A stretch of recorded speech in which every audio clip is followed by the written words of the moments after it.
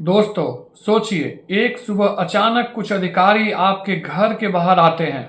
दीवार पर एक नोटिस चिपकाया जाता है और आपको कहा जाता है कि यह मकान अवैध निर्माण है, इसे हटाया जाएगा। आप घबरा जाते हैं। सालों की मेहनत, जिंदगी भर की कमाई और सपनों से बना घर कुछ ही घंटों में मलबे में बदल सकता है। सबसे दुख की बात यह होती है कि कई लोगों को समझ ही नहीं आता कि आखिर गलती कहाँ हुई। ये कोई फिल्मी कहानी नहीं है। देश के कई राज्यों में लगातार अवैध निर्माण पर कार्यवाही हो रही है। कहीं बुलडोजर चल रहा है, कहीं नोटिस जारी हो रहे हैं और कहीं कई बार लोगों की जानकारी के अभाव में अपना सब कुछ खो देते हैं। इसलिए आज की यह जानकारी हर उस व्यक्ति के लिए जरूरी है जिसके पास जमीन, प्लॉट या मकान है या जो भविष्य में घर बनाना चाहता है। लीगल ज्ञान के इस खास एपिसोड में आपका स्वागत है। अगर आप पहली बार चैनल पर आए हैं तो अभी सब्सक्राइब कर लीजिए ताकि कानून और आपके अधिकारों से जुड़ी ऐसी जरूरी जानकारी आपको समय पर मिलती रहे। अब समझते हैं कि आखिर किन परिस्थितियों में सरकार किसी मकान को गिरा सकती है और किन गलतियों से बचना जरूरी है।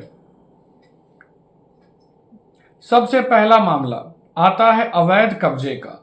अगर किसी व्यक्ति ने सरकारी जमीन, ग्राम सभा की जमीन, सड़क, नाली, पार्क, तालाब या किसी सार्वजनिक उपयोग की जगह पर निर्माण कर लिया है तो ऐसे निर्माण को हटाया जा सकता है। कई लोग सोचते हैं कि हम तो सालों से यहाँ रह रहे हैं, अब कौन हटाएगा, लेकिन कानून में केवल लंबे समय तक रहने से मालिकाना हक साबित नहीं होता। अगर आपके पास वैध दस्तावेज नहीं है तो प्रशासन कार्यवाही कर सकता है।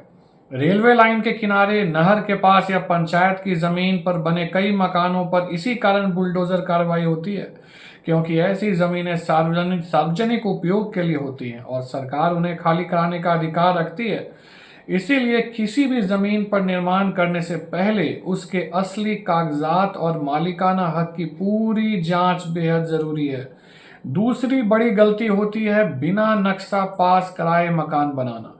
कई लोग सोचते हैं कि अपनी जमीन है, जैसे चाहे वैसे बना लेंगे, लेकिन नगर निगम, विकास प्राधिकरण या स्थानीय निकाय के नियमों का पालन करना जरूरी होता है। अगर नक्शा पास नहीं कराया गया या जितनी अनुमति मिली उससे ज्यादा निर्माण कर लिया गया तो वह अवैध निर्माण माना जा सकता है। मान लीजिए नक्शा 30 गज का पास हुआ और आपने 35 गज में निर्माण कर लिया, या सड़क की तरफ अवैध छज्जा निकाल दिया, या रिहायशी इलाके में बिना अनुमति कमर्शियल बिल्डिंग बना दी। ऐसे मामलों में भी कार्रवाई हो सकती है। कई बार पहले नोटिस दिया जाता है, फिर जुर्माना लगाया जाता है, उसके बाद भी सुधार नहीं हुआ तो तोड़ फोड़ की कार्रवाई की जा सकती है। तीसरा बड़ा कारण होता है विवादित जमीन पर निर्माण। अगर जमीन को लेकर कोर्ट में केस चल रहा है, दो लोग खुद को मालिक बता रहे हैं या जमीन के दस्तावेज संदिग्ध हैं, तो उस जमीन पर निर्माण करना बहुत बड़ा जोखिम है, क्योंकि बाद में कोर्ट का फैसला आपके खिलाफ हो गया तो आपका पूरा निर्माण अवैध माना जा सकता है। फर्जी रजिस्ट्री, डुप्लीकेट कागज, बिना बंटवारे की जमीन या और किसी की जमीन पर कब्जा करके बनाए गए मकानों पर भी कार्रवाई हो सकती है। इसलिए जमीन खरीदने से पहले यह जरूर जांच लें कि उस पर कोई कोर्ट केस, बैंक लोन, कब्जे या विवाद या सरकारी रोक तो नहीं है। थोड़ी सी लापरवाही लाखों का नुकसान करा सकती है।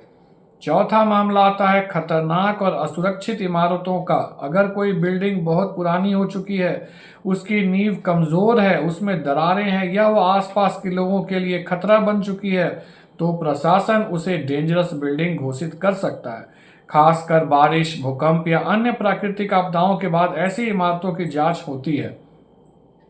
अगर विशेषज्ञ रिपोर्ट में यह पाया जाए कि बिल्डिंग कभी भी गिर सकती है और लोगों की जान को खतरा है, तो सरकार उसे गिराने का आदेश दे सकती है। ऐसे मामलों में सुरक्षा को सबसे ऊपर रखा जाता है।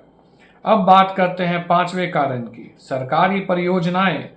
कई बार मकान पूरी तरह वैध होता है, जमीन भी आपकी होती है, लेकिन वहां से highway, metro, railway line, flyover या कोई सरकारी विकास परियोजना गुजरनी होती है। ऐसे में सरकार भूमि अधिग्रहण कर सकती है और मकान हटाया जा सकता है। हालांकि यहाँ एक बड़ा फर्क समझना जरूरी है।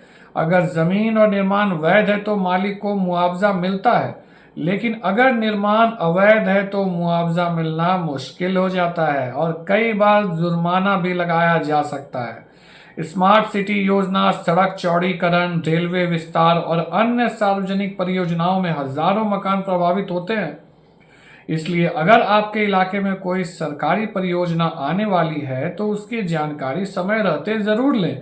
तो दोस्तों, सबसे ज़रूरी बात यह है कि घर बनाना सिर्फ ईंट और सीमेंट का काम नहीं, बल्कि कानूनी प्रक्रिया को सही तरीके से पूरा करना भी उतना ही ज़रूरी है। ज़मीन खरीदने से पहले दस्तावेज जांचिए, नक्शा पास कराइए, टैक्स और अनुमति समय पर लीजिए और किसी भी विवादित या सरकारी ज़मीन से दूर रहिए। छोटी सी लापरवाही जिंदगी भर की कमाई पर भारी पड़ सकती है। उम्मीद है आज की जानकारी से आपको समझ आया होगा कि किन परिस्थितियों में मकान गिराए जा सकते हैं और अपने उस घर को सुरक्षित रखने के लिए किन बातों पर ध्यान रखना जरूरी है। यह वीडियो केवल सामान्य कानूनी जागरूकता के लिए है। किसी भी कानूनी मामले में अपने योग्य वकील से सलाह जरूर लें।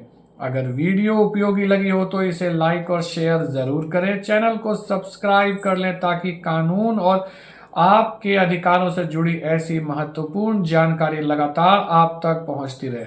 मैं फिर मिलूंगा अगले वीडियो में एक छोटी मगर बड़े काम की बात को लेकर। तब तक के लिए नमस्ते।